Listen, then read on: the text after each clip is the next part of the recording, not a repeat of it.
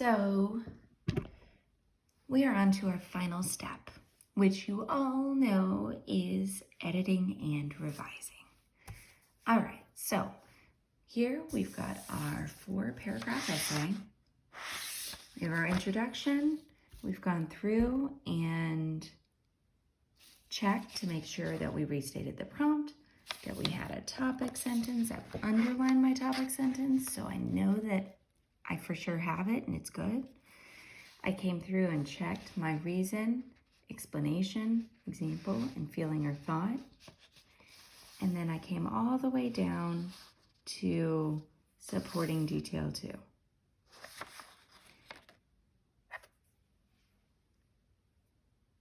What I do not have is my conclusion. So I'm going to grab a piece of paper and I'm going to finish that up really quickly. I ran out of space. Okay, so we know that in our conclusion, we are going to summarize, and this is the last thing we're sticking in our reader's head. So, this prompt is about being a good reader. So I'm going to say, in summary, being a good reader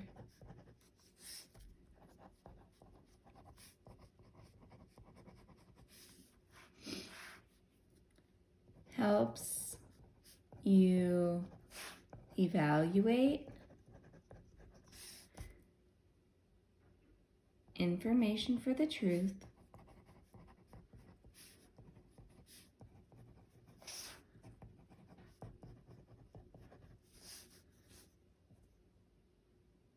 get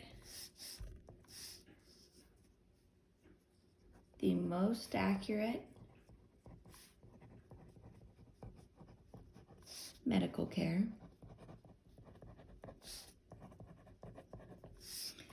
and lets you access everything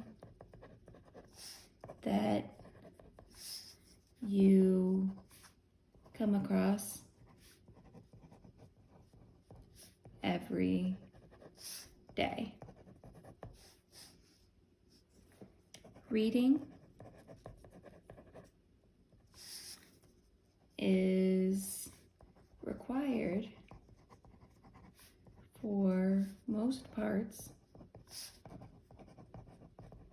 of our lives, from travel to doctor visits to reading the news.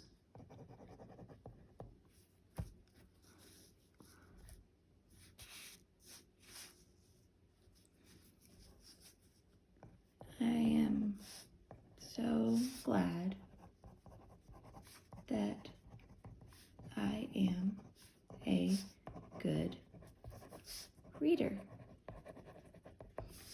Admittedly, not my strongest conclusion, but it's true. I'm glad I'm a good reader because especially right now, it's important.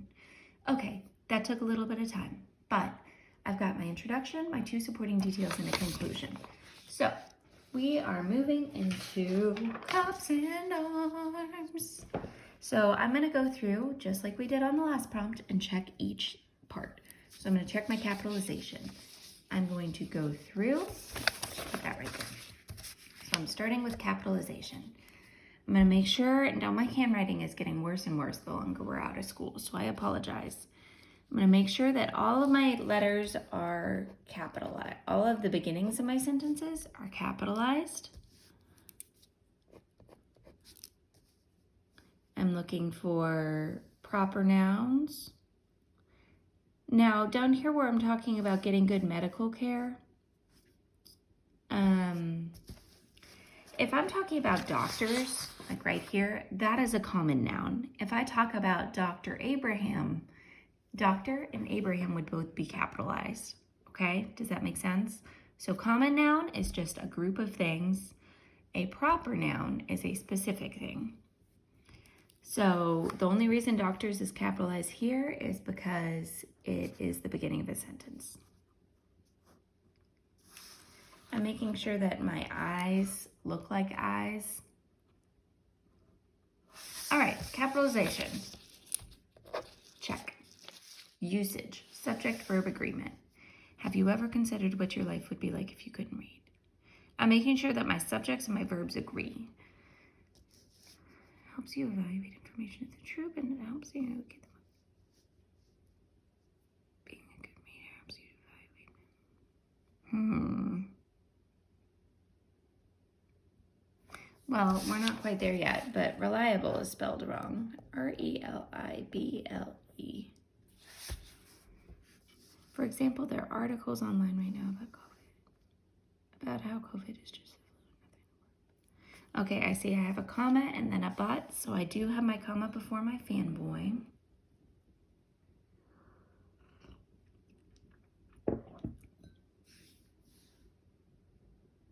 Now, right here where it says it makes me proud of myself, I think I'm gonna put in feel. It makes me feel proud of myself that I can read to find the truth. It is important to read so that you can check your prescriptions and bills when receiving medical care. You know, I'm gonna change when to while, because while sounds more like you're doing it in that moment while receiving medical care. I have another comma and a fanboy.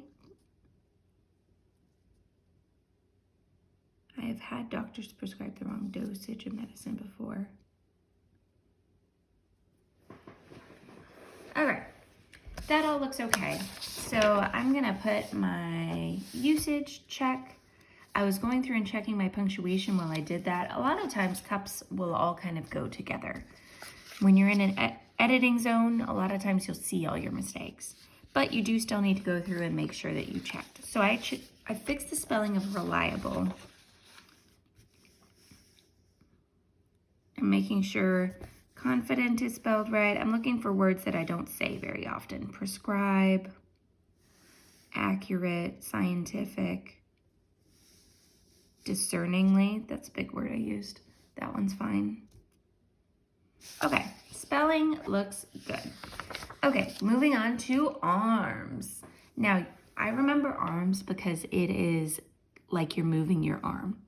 You are moving things, adding things, removing things, and substituting things. So, let's see if we can add any sentences or words.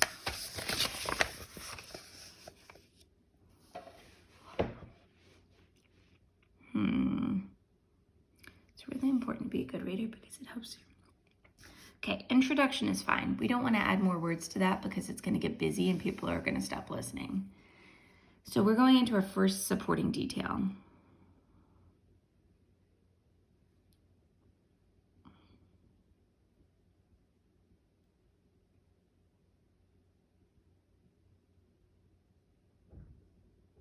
You know what? This is a really long sentence. It says, for example, there are articles online right now about how COVID-19 is just the flu and nothing to worry about, comma, but the scientific websites tell a different story, comma, so I use my good reading skills to find the accurate information. That's just too long.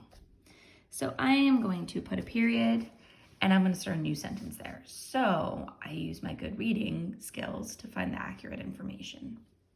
It makes me feel proud of myself that I can read to find the truth. All right, now that paragraph sounds better. If you find that you have 2 commas and 2 fanboys in one sentence, it's probably too long. It's important to read so that you can check your prescriptions and bills while receiving medical care. Doctors and hospitals sometimes make mistakes, comma, but if you read carefully and check their work, you could potentially protect your health and wallet. For example, I've had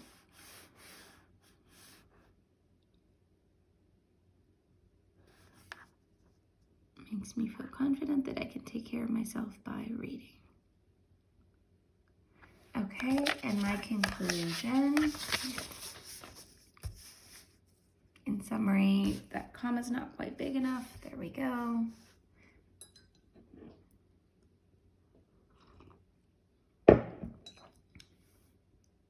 All right, so I don't really see a whole lot that we need to add, remove, move, or substitute.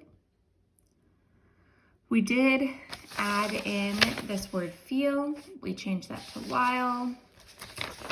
So I think you'll find that some essays you're going to need to do a lot of editing, and some essays you're really not going to have that much editing to do. So you don't want to get to the point where you are over editing and just making it worse. You want to stick to your list. So every time I'm doing this, I have this out and I'm putting a check next to each one. I would encourage you to do the same, because otherwise you're just going to go through and say, oh, it looks okay. And then you're going to turn it in. And that's not what good writers do. Good writers are prepared, and good writers go through and use a systematic checklist. All right, so now I would go through and write my final draft. So when I'm starting a final draft, I'm going to leave my 2-finger space and I'm going to start writing right up here. Now, when we write a final draft, you need to be using your very best handwriting. Look at the comparison between my crazy, messy handwriting up here and how I'm writing down here. You want to make sure people can read it.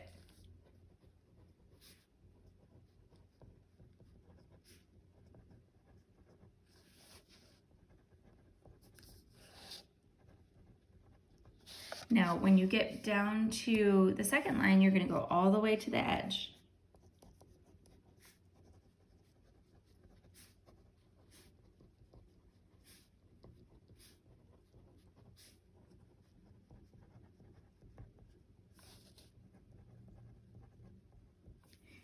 Okay, so I left my nice big indentation, and I went all the way to this edge, and then I'm coming all the way back to that edge. My handwriting is neat and tidy. I'm not writing so small that nobody can read it. I am making sure that my punctuation is visible. Some of my punctuation up here wasn't easy to see. I'm making sure that I'm making it so my reader can read it. Now this is for somebody else to read. It's not about you. It's about making it nice for somebody else.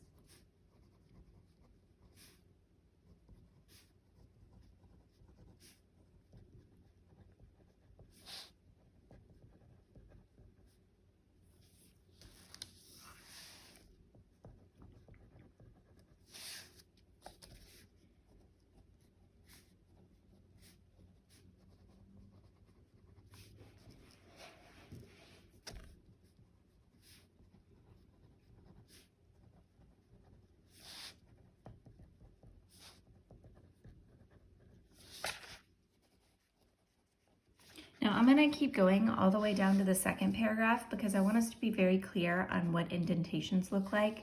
It's really important that you're indenting because that tells us when you're starting a new paragraph.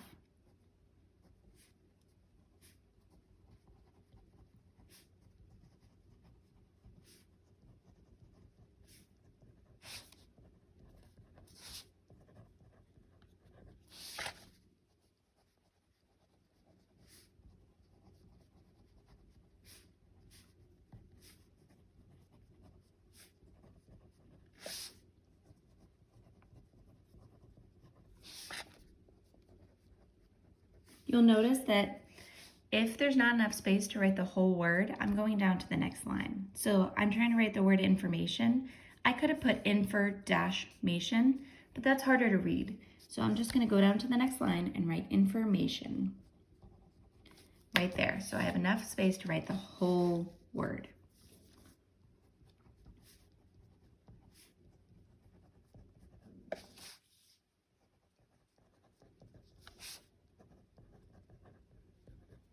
Now there, I can fit you, no problem. So I'm going to go ahead and put that there. Helps you get the best, most accurate medical. Same thing here. I can fit care.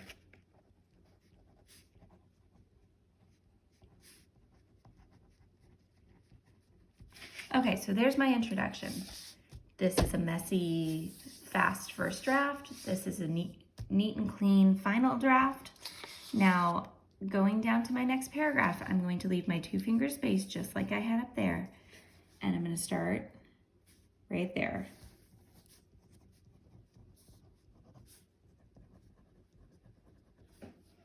Okay, so this is so that when somebody's reading this, they can see, oh, hey, there's the introduction.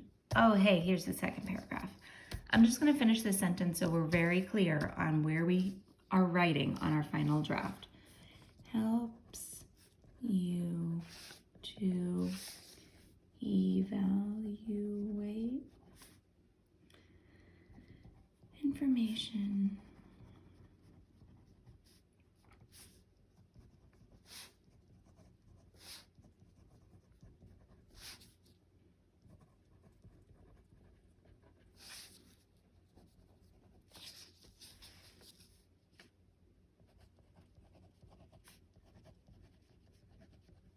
you read quickly, you read. You know what? And as you're writing your final draft, if you see something that you want to change, you can still do it. You know, discerningly is not a word a lot of people know, so I'm going to put critically. I'm going to change that word, and I'm going to put it right here. You read critically.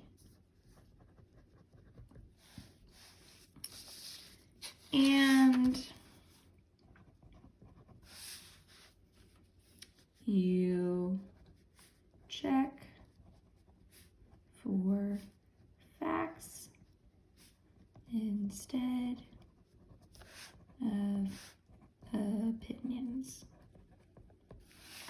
Okay, so you'll see, I cut this paper kind of funky. It tore out of my notebook, weird, but I'm still going all the way over to the wall. I'm leaving a space, and I'm not putting words that don't fit here. I'm going down to the next line. All right, so happy writing. Make sure your final drafts are beautiful and that they follow the rules of the margins, the indentations, and that it's in your very best handwriting. Thanks, guys. See you next week.